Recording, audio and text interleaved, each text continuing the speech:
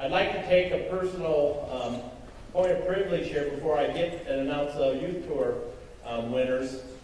And that is to talk just a couple minutes and point out what a great job your co-op management team, Robert and his staff, is doing with what we call educating the Environmental Protection Agency.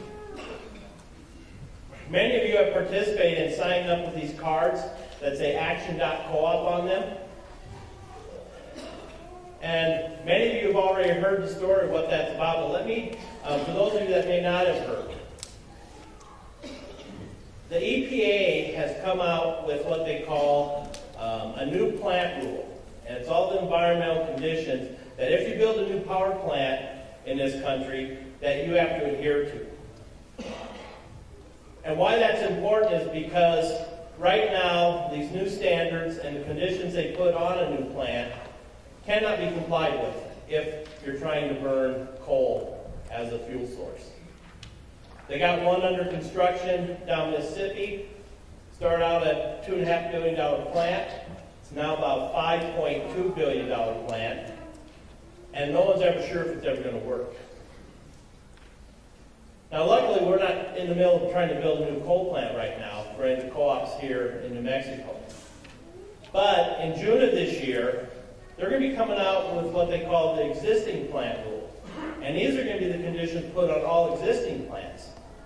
And that hits pretty close to home here in Grants, because just a few miles down the road is our biggest coal plant here in New Mexico. And what we want to do with these postcards that are being sent out is educate the EPA on how important it is, number one, to do an all of the above energy strategy. And that means you don't take any fuel source off the table, whether it's wind or solar, natural gas, coal, biomass, nuclear. To have a broad portfolio, you have to have them all in the mix. And our concern is that the new rules for existing plants is going to look a lot like the rule for new plants. So I just want to say to Robert and staff and the leadership from the board, what a great job they've done in engaging you as the membership. We have right in the neighborhood of 4,500 members across the state of New Mexico that have stepped up and contacted the EPA. And I believe 2/3 of the people in New Mexico that have done that come from the Continental Divide Electric Co-op. That is really outstanding. Keep up the great work.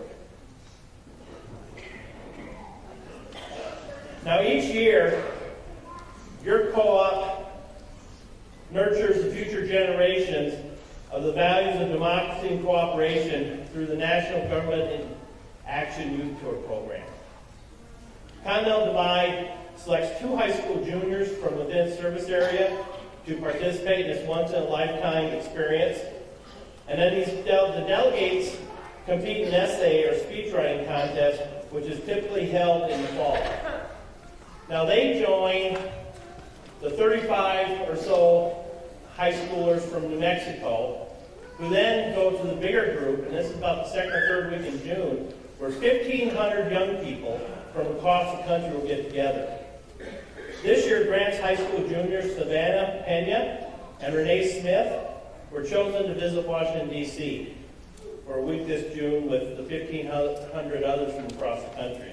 At this time, I'd like to ask Savannah and Rene to come up and accept their certificate of recognition. And I'd also like Nicholas Kemp, the 2013 recipient, and who is also on our leadership council at the national level, to also join us here on the stage. As a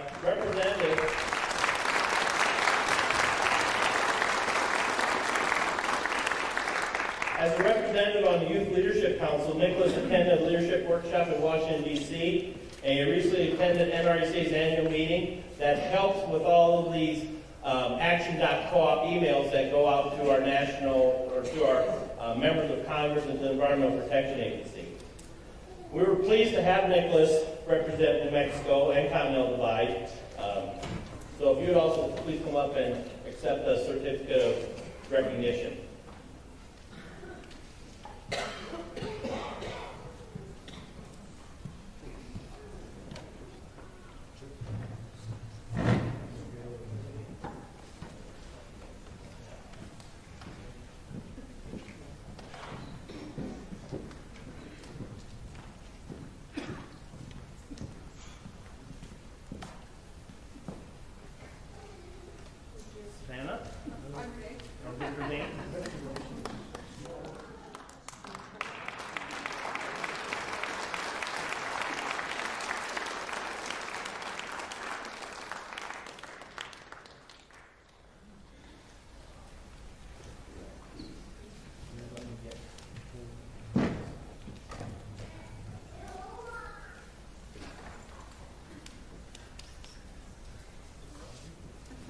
Nicholas?